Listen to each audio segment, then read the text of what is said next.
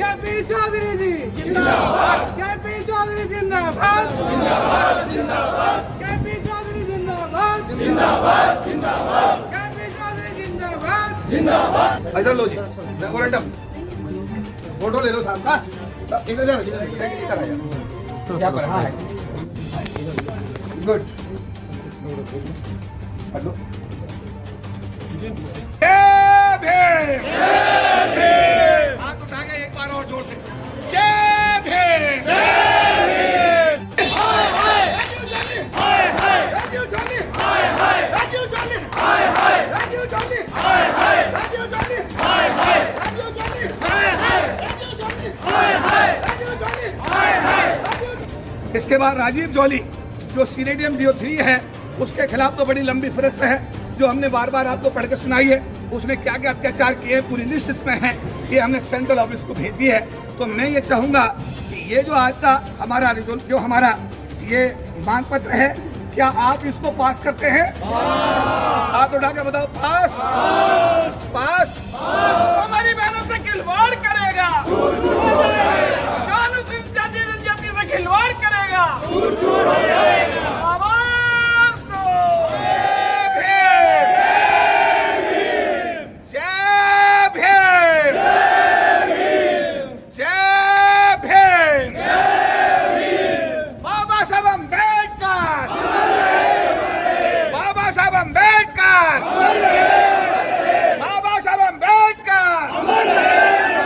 भारत का संविधान जिंदाबाद, जिंदाबाद जिंदाबाद, भारत का संविधान जिंदाबाद, भारत का संविधान जिंदाबाद, जिंदाबाद जिंदाबाद, LIC ऑफ इंडिया जिंदाबाद, जिंदाबाद जिंदाबाद, LIC ऑफ इंडिया जिंदाबाद, जिंदाबाद जिंदाबाद। संगठन के बुलावे पर आज 31 तारीख है, आज क्लोजिंग का डे भी हमारा होता है और आज बहुत सारे लोगों की आज रिटायरमेंट भी है। पूरा पंजाब पानी से भरा हुआ है, बरसात का दौर है, उसके बावजूद भी आप सब लोग इतनी भारी संख्या में आए, आपको सबका अभिनंदन और बहुत बहुत आपका धन्यवाद। हमारे समाज की जो बेटियां हैं, प्रधानमंत्री जी का भी कहना है कि बेटी पढ़ाओ और बेटी बचाओ, लेकिन LIC के एक अधिकारी ने हिमाकत की कि हमारी एक समाज की बेटी को सरेआम पब्लिक मीटिंग के अंदर गुंडा कहा। उसकी तुलना एक जो विलेन है रंजीत उसके साथ की और उससे कहा कि तुम गुंडों की तरह हंसती हो। उसके बाद में हमारे समाज के जो अधिकारी थे, जहां जहां भी उसकी नियुक्ति रही, उसने हमारे लोगों की CR को व्यापक स्तर पर खराब किया। हमारे इवन ग्वालियर मंडल के मंडल सचिव को ट्रांसफर कर दिया गया, हमारे दिल्ली मंडल 3 के अध्यक्ष को ट्रांसफर कर दिया गया। सारी CR जो उसने भरी SC/ST के लोगों की टोटल उसने ग्वालियर में, दिल्ली में, इंदौर में और अब आने के बाद जहां जहां उसकी नियुक्ति रही सभी जगह उसने CR खराब की। उसके विरोध में हमने 20 तारीख को, शायद 20 तारीख थी हमारी DO3 में, उसके बाद अगले दिन हमने शायद DO2 में किया था और उसके बाद में फिर DO1 में था और आज ये जीवन भारती क्षेत्रीय कार्यालय में हम लोग प्रदर्शन कर रहे हैं। क्या ऐसे अधिकारी को तत्काल प्रभाव से क्या तुरंत सस्पेंड करके उसे नौकरी से हटाने का प्रस्ताव पास करते हैं आप लोग? मिस्टर राजीव जौली को तत्काल प्रभाव से अनुसूचित जाति जनजाति विरोधी गतिविधियों करने के आरोप में, हमारी बहन बेटियों के साथ बदतमीजी करने के आरोप में हम मांग करते हैं कि तत्काल प्रभाव से उसे दिल्ली मंडल 3 के SDM के पद से तुरंत हटाया जाए। पास इस अवसर पर, क्योंकि आज हम क्षेत्रीय कार्यालय में खड़े हैं और ये क्षेत्रीय कार्यालय में क्षेत्रीय प्रबंधक हमारे जो यहाँ पर हैं उनको हम एक मांग पत्र देंगे। मैं आपके सामने मांग पत्र पढ़ूंगा, आप उसका अप्रूवल करेंगे और उसके बाद विधिवत रूप से हम लोग इस मांग पत्र को ऊपर जाकर के क्षेत्रीय प्रबंधक को LIC चेयरमैन के लिए देने के लिए इसको हम लोग उनको हैंड ओवर करेंगे। S Mohanty, chairman LIC of India महोदय, विषय 31 जुलाई 2023 को उत्तरी क्षेत्रीय कार्यालय नई दिल्ली में भोजन अवकाश के समय में विरोध प्रदर्शन। आज दिनांक 31 जुलाई 2023 को उत्तरी क्षेत्रीय कार्यालय नई दिल्ली में भोजन अवकाश के समय में श्री दिनेश भगत, क्षेत्रीय प्रबंधक नई दिल्ली एवं श्री राजीव जौली, वरिष्ठ मंडल प्रबंधक दिल्ली 3 के अनुसूचित जाति जनजाति विरोधी रवैये गतिविधियों उत्पीड़न के खिलाफ कल्याण संघ की ओर से उत्तर क्षेत्रीय कमेटी द्वारा विरोध प्रदर्शन का आयोजन किया गया है। इसमें निम्न मांगे पारित की गई हैं। श्री टीटी कबुई, आप लोगों के नाम सुना टीटी कबुई का? कौन थे दिल्ली में? कौन थे वो? क्या थे? क्षेत्रीय प्रबंधक। किस जाति से थे? अरे किस बिरादरी के थे टीटी कबुई साहब? अरे टीटी कबुई के बारे में जानते हो? अनुसूचित जनजाति समाज से थे, इतना पता है? जब उनका फेयरवेल हुआ था तो आप लोगों ने उनके फेयरवेल के लिए 5 स्टार होटल, यानी कि पार्क जो सामने होटल है सड़क के पल्ली तरफ, उस होटल में जाकर के आप लोगों ने उस आदमी की 5 स्टार होटल में फेयरवेल की थी, नहीं की थी? उसमें सैकड़ों लोग आए थे, लाखों रुपया लगे थे।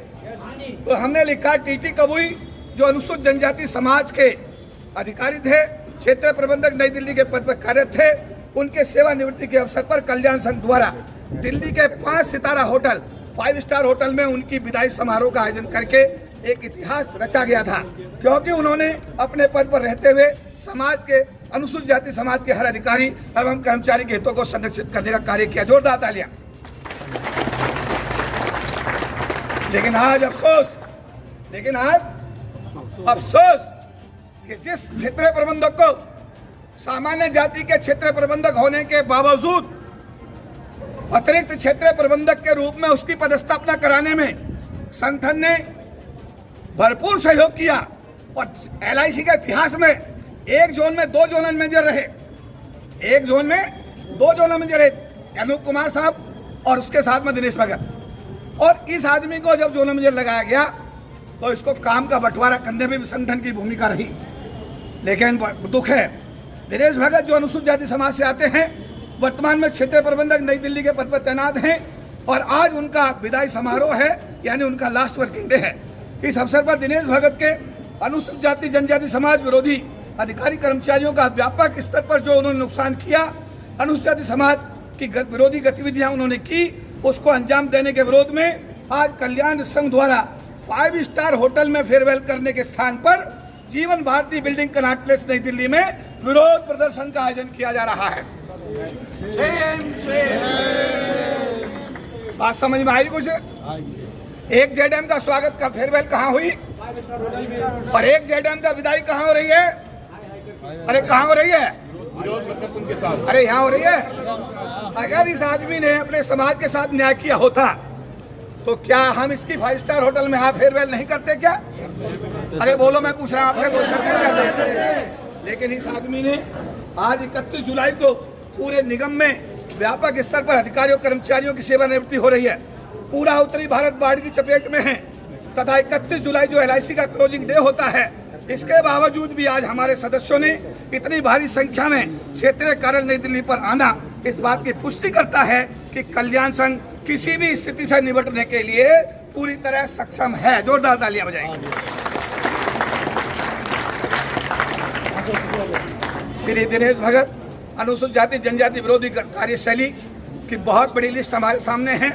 केंद्रीय कार्यालय को समय समय अवगत कराया जाता रहा है, जिसके आपके द्वारा दिनेश भगत के विरुद्ध त्वरित कार्रवाई अपेक्षित है। दिनेश भगत ने क्या किया? हमारी एक बेटी थी समाज की, उसका नाम था सुनीता सिंह, वो कैंसर में बच गई। उसके बाद में क्या हुआ कि उस बेचारी को कोविड हो गया। हम लोगों ने कहा कि कोविड हो गया, इसको इसके घर DO3 ट्रांसफर कर दीजिएगा। श्रीमान दिनेश भगत ने उसको ट्रांसफर नहीं किया और बेचारी 1 महीने के बाद उसकी BL कपूर में डेथ हो गई। तो क्या अगर उसका ट्रांसफर कर दिया जाता तो हो सकता है कि उसका जीवन हम बचाने में कामयाब हो जाते, लेकिन इस दिनेश भगत क्षेत्रीय प्रबंधक ने इस बेटी का ट्रांसफर नहीं किया। उसके उल्टे इसने RMP को भेजा, रवि कुमार को।